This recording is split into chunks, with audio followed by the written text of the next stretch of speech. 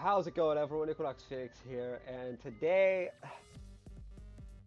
we're gonna talk about something I really don't want to talk about, but that's more because I know the fallout. It's just a difficult topic in general. Today we're gonna talk about Dexit. I really hate saying that. And my thoughts on Sword and Shield not having a national dex or even decoding for several Pokemon. I'm so good. I'm so gonna get flamed for this. I just know it. Oh. Anyway. Now, on to the main topic. The lack of a national dex. First and foremost. I don't I don't really mind the lack of a national dex. I enjoyed Sun and Moon and Ultra Sun and Ultra Moon and Let's Go. And none of those games had national dexes.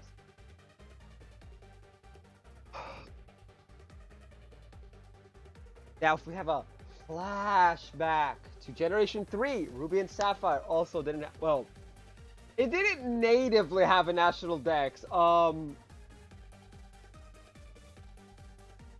me see if I can pull it up.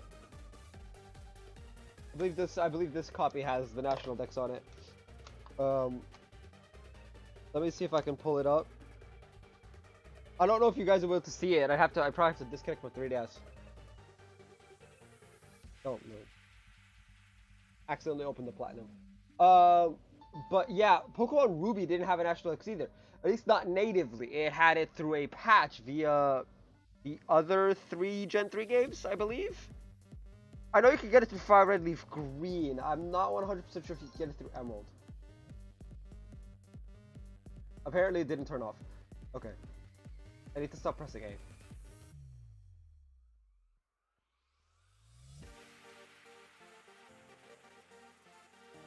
You don't need to listen to the thing. But you were able to get the national dex in Ruby and Sapphire via patch, as I said. And then, you know, all the mods that are, I think it was like triple question mark for the number.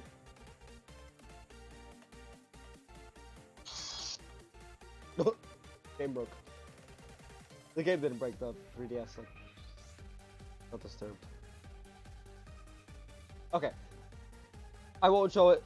It's being too troublesome. But yeah, I have the national dex on Ruby and Sapphire. That's what it comes down to. Now, is it likely that Game Freak and the Pokemon Company are gonna do that again? Probably not. But they could. They could have it in next year's games where by connecting it to Sword and Shield, we get a patch. The game gets patched, and suddenly we have a national dex, or at the very least, we have the coding for the other mons. Not likely. That's a very big stretch. Likely, it's gonna be you know, and it's gonna be the way it is as we get it, and that's about it. I personally believe that. Hold up. I got stuck. I personally. Okay. Wow, that was. I need to stop moving. I personally believe that next year's games most likely will have all the Pokemon coded in at the very least. We likely still won't have a national dex, as it seems they don't want to give it to us anymore. But at the very least, I'm pretty sure we're gonna have all the mons coded in. Because I don't like the models and animations and all of that are used in Sword and Shield will be used in next year's game. So they've already got like what, half the mons done. But for next year's game, they just need to do the other half. Unfortunately, that other half. This goes into another theory. The other half most likely includes Arceus, Silvally, and Genesect, also unknown. Those four mons have large number of forms that are wholly annoying. Genesect has, what, 4 or 5? Arceus and Silvally have 18 each, and Unknown has 28. Um, Imagine having to code in models and animations for all those forms. It's a daunting task for me as a shiny hunter to want to shiny hunt them all. Although Arceus is only by event, so it's more, get 18 people who have the shiny, or someone who has all 18. Oh, and 19 type nulls. That's a full odds hunt. But yeah, it's a daunting task. Coding isn't easy. Game development isn't something that's easy. A lot of people are raging at Pokemon's Twitter, at Joe, at Junichi Masuda, at I don't think Shigeru Omori has people harassing him. But like you have all of these people who are being constantly harassed and bombarded with negativity for no reason. Beyond, oh, I'm not getting my least favorite Mon to hate on in Sword and Shield, essentially. Like, how many of you, your favorite Mon isn't going to be in the game? Tell me. Like, how many of you guys have your favorite Mon is Wurmple? Or Silcoon, or Cascoon, or Maractus? Someone actually used Maractus as an example. How many of you, how many people have Maractus as a favorite Pokemon? But no, it's not likely that any of the ones that aren't included are gonna hit you, unless your favorite Pokemon happens to be a legendary, which,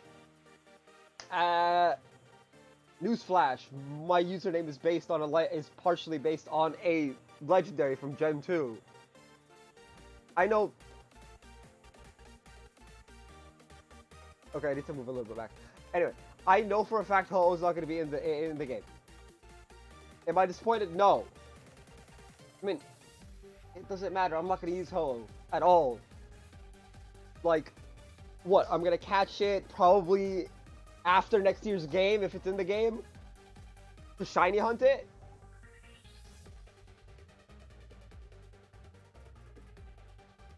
Okay. So I'm going to have to go 4,000 encounters on the thing to get a shiny Ho-Oh. Oh, no, wait. That's right. I'm going to shiny hunt it in Gold and Silver, probably. I believe I was going to shiny hunt it in Crystal, actually. So... yeah, it wouldn't make a difference for me. I doubt it makes a difference, unless your favorite Pokemon of all time is a legendary Pokemon. And you like using that one specific... it doesn't make a difference. Like, let's be real. And a lot of people are... and on top of that, people are saying it's ruining the game. For the past 3 years, since July of 2016, Pokemon has gone from the third highest grossing media franchise in the world, #1. They know what they're doing. The base of this is the main series games. The main series Pokemon games are the building blocks. National Dex or no National Dex, they are the building blocks of the highest grossing media franchise in the world. I think we owe it as a community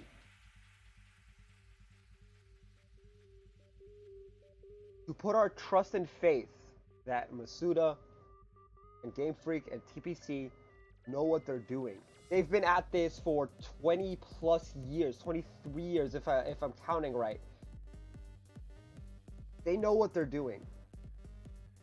They're not gonna just remove Pokemon for the sake of removing Pokemon. Now, to hop back onto the lack of legendaries, since I did say that they're gonna...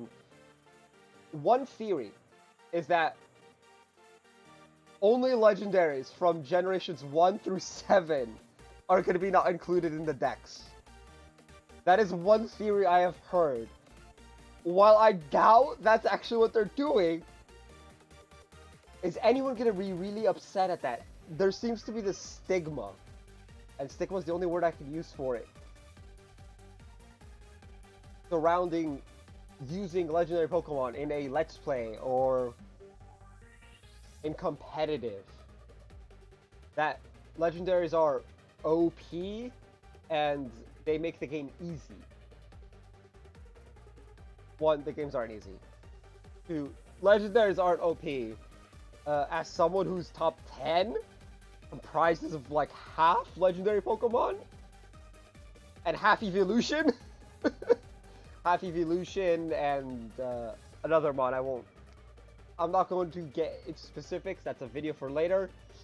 I need to make some DMs and whatnot to figure out someone who can edit a top 10 for me because I can't do it. Or figure out how to do it myself. The lack of a national dex, the lack of Pokemon, it is not as big a deal as a vocal minority. I know it's not a lot of it's not actually a lot of people that are complaining. It's just these people that are complaining have gotten to the point of being toxic. Like, you're sending harassment and death threats at Masuda and Joe. Joe Merrick doesn't even work for Pokemon. He runs a fan site. Yeah, it's the greatest fan site of all fan sites for Pokemon. But he still runs a fan site. He's nothing more than a fan.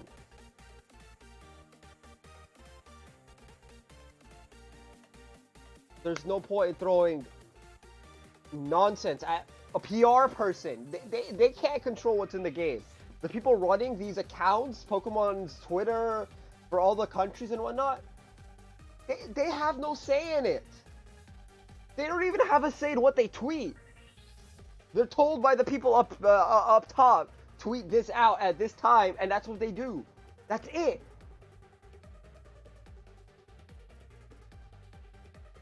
Like, let's be real here. They have no say in anything. They're just, like, media people. Like, they're like a media... I don't even know what the technical term for it is, but they have no actual control. Throwing harassment their way isn't fair to them. They're just doing their jobs and sending out tweets. I mean, yeah, it's kind of ridiculous, but like, whatever. Like, I'm sure some of us would love to get paid to be on Twitter. I personally no. Since Ultra Sun, Ultra Moon, no. Twitter has gotten really toxic since Ultra Sun, Ultra Moon got announced. Like, people were bad about Gens 5, 6, and 7 before.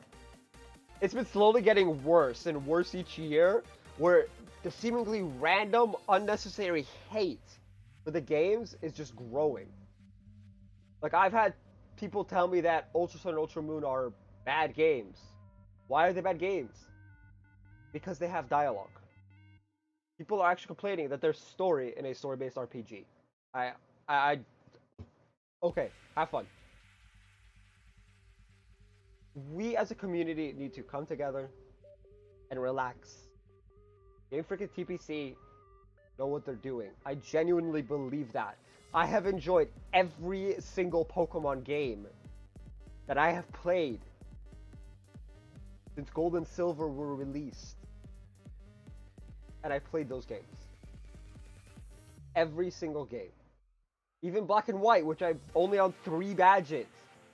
I was enjoying it. Yeah, Charon's annoying.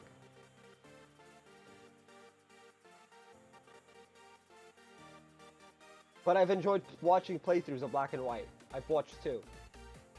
Technically 3 because one of them was Versus. But yeah, I've enjoyed both playing and watching gameplay of every Pokemon game that I've come across. I think the only one I don't have any experience with is Pokemon Conquest, which is Fire Emblem with Pokemon skin. And considering today, you guys also got a Fire Emblem episode because I just wanted to play Fire Emblem, I think we can safe to say that I'll probably enjoy Conquest as well. I might even do a Let's Play of it. I don't know. Or I might just play it off screen. The National Dex not being in the game, it hasn't been in the game since last generation. The lack of coding for a Pokemon, I'm disappointed, yes. Because I wanted to have, whenever we end up finishing our journey through the Pokemon world, started in Blue, is going to end at Ultra Moon. I wanted to have all of those Mons in the latest game and I was gonna make an episode of bringing the mods to the latest game each new year. I can't do that for Sword and Shield. If we manage to finish it before next year's game, I doubt it. I'm sure we'll finish it after next year's game. At the end of the day, if you don't like a decision a game dev makes, don't harass them. Harassment is never okay. As someone who's had to deal with harassment before, both on the internet and off, you tend to just grow immune to it, eventually. Especially on Twitter, where I could just mute you or block you and you're now a ghost.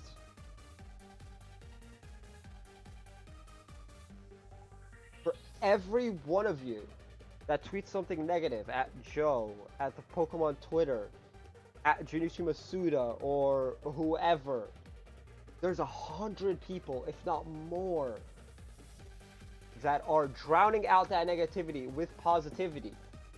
Tweets saying, hey look, I drew this Pokemon. Or hey look, I drew you a Psyduck, since Junichi Masuda's favorite Pokemon is Psyduck. I mean, I don't think Psyduck is in the game. Masuda's Ceramon is Psyduck. I'm pretty sure Psyduck and Golduck are in the game. At least, I don't think. And when it turns out that his favorite Pokemon of all time isn't in the game, what then? What are you gonna do then? What are you guys gonna do then? When a guy who's not even in charge of these things but is a part of Game Freak didn't get his favorite Pokemon. What are you gonna do then? Yeah, I'm lucky. I'm lucky my favorite Pokemon is Umbreon, and Umbreon's and the evolutions have to be in the game because Eevee's a secondary mascot for the series. I'm lucky in that regard. Believe me, I'm aware of that.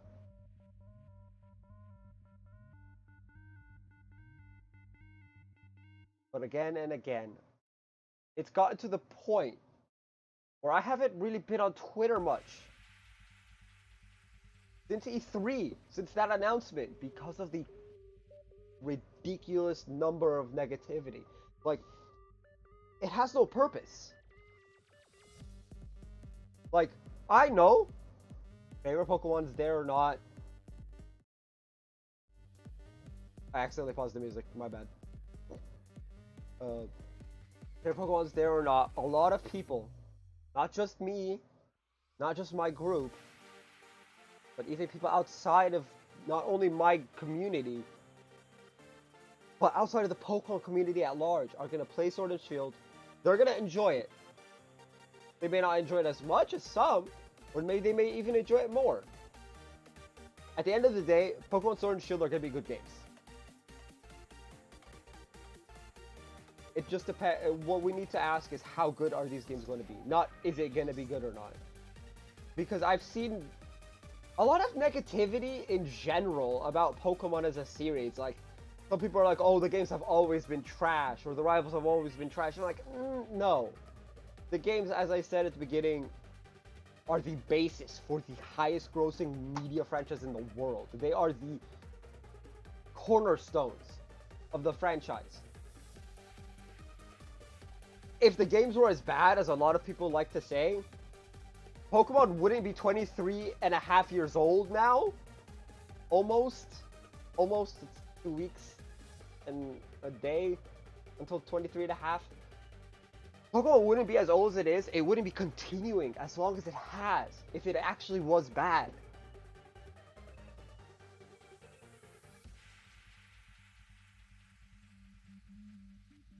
We need to understand that. Maybe it's just not your type of game.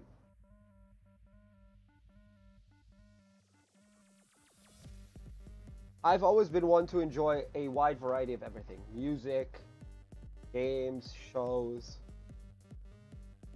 Maybe that's why I enjoy Pokemon. But Pokemon is an objectively good game. For a game that's lasted as long as it has to be. A lot of people are like, oh, I would prefer to play COD.